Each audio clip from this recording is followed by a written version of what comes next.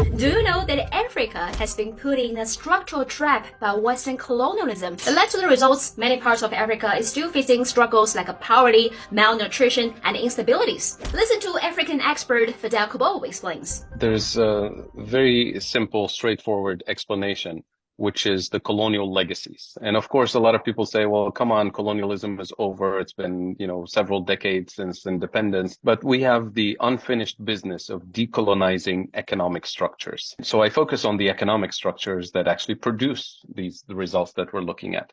So when it comes to the colonial role that was imposed on the African continent, it can be summarized in three basic points. Number one, we're supposed to be the place for cheap raw materials for the industrialized world. We still play that role today. Number two, we were supposed to be the place that consumes technology and industrial output from the global north. We still play that role today. And number three, and most importantly, we're supposed to be the place where obsolete technologies, assembly line manufacturing that is no longer needed in the industrialized world is outsourced to us under the label of development, cooperation, job creation, technical assistance, all of that. But effectively, what it does is that it permanently locks us at the bottom of the global value chain. That was the role we played during colonial times, and unfortunately, that is the role we continue to play today. So colonialism, of course, was not a system for development. It was not designed to achieve sustainable development goals or a just transition or justice or anything. Colonialism was a system of extraction, of abuse. We should not be surprised that the same colonial structures, economic colonial structures that persist today are producing these bad results of malnutrition, of poverty, of socioeconomic exclusion. So that's why in the context of the just transition and the context of decarbonization, we always say we cannot decarbonize a system that hasn't been structurally and economically decolonized yet. And when it comes to kind of the visible manifestation of these problems, the issue of external debt, that is debt denominated in foreign currencies, in dollars and euros. It is a serious problem because it takes a huge amount of fiscal policy space that doesn't allow our governments to invest in the building blocks of development and prosperity, such as basic health and education and infrastructure, because we have to prioritize paying the external debt. But external debt is actually a symptom of deeper structural issues that have colonial roots. Number one, food deficits. Number two, energy deficits. And number three, manufacturing deficits. And I can explain each very briefly so we can understand why these are fundamental.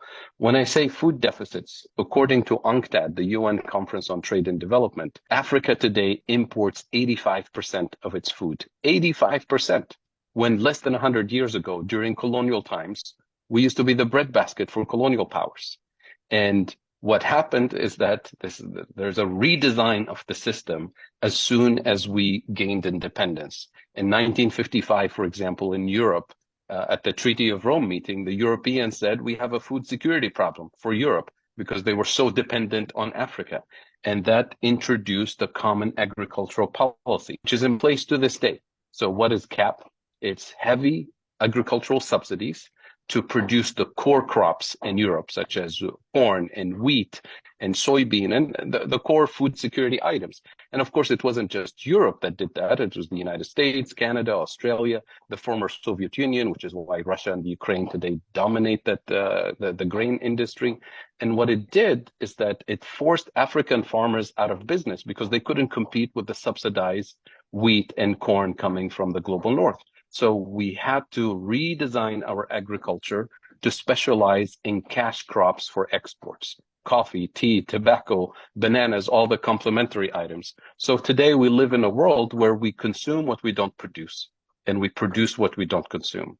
And that's why we have real food insecurity on the African continent and the rest of the global south, obviously. So that's the food deficiency. Number two, energy deficiency. When I say energy deficits in Africa, I include our biggest oil exporter on the continent. Nigeria today imports 100% of its gasoline, not by accident, by design. Angola, our second largest oil exporter, imports 80% of its fuel from international markets. So we're constantly denied the technology procession, the technology for drilling, the technology for refining So we export crude oil, we import refined petrochemicals. You export the cheap stuff, you import the more expensive stuff. So you're always in a deficit situation.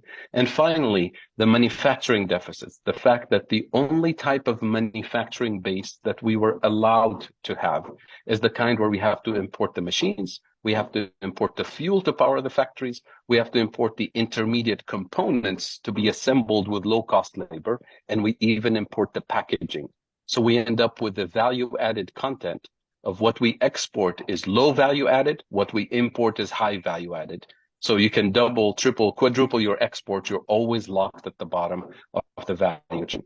And here's how it's manifested. You have these structural deficits, the most fundamental areas. As you know, no country can function without food, without fuel, without manufacturing. So we have structural trade deficits. And what structural trade deficits do is that they weaken our currencies relative to the dollar, relative to the euro. And with the weaker currency, anything I need to import the next morning, whether it's food or fuel or medicine, you import it at a higher price. So we literally import inflation in the most sensitive areas of the economy, therefore hurting the most vulnerable people in society. And that immediately forces our governments into a defensive position to protect the most vulnerable. So what do? We subsidize food, we subsidize fuel, which makes sense to protect the most vulnerable, but you can't do that for 8 decades. And we ask our central banks to stabilize the exchange rate, to fight inflation. And the way they do it is by using a band-aid solution, which is borrowing more dollars. And that gets the external debt into a vicious cycle that is unsustainable, which means now the government is completely obsessed with prioritizing economic activity that will allow us to earn dollars as quickly as possible so that we service the debt. And we deprioritize economic activity that is actually transformational, that is actually the foundation of development and prosperity. And that is the essence of why we neglect so many of the priorities. And that's why a lot of the fiscal policy space that our governments have is dedicated to servicing the debt, which is by design the colonial architecture that was imposed on us. So that's why we say we can't really achieve the sustainable development goals or a just transition or any of the goals that we want to achieve under a system, an economic system that's still structurally colonized when we have economies that are technically steered from abroad. Subscribe for more analysis on world news.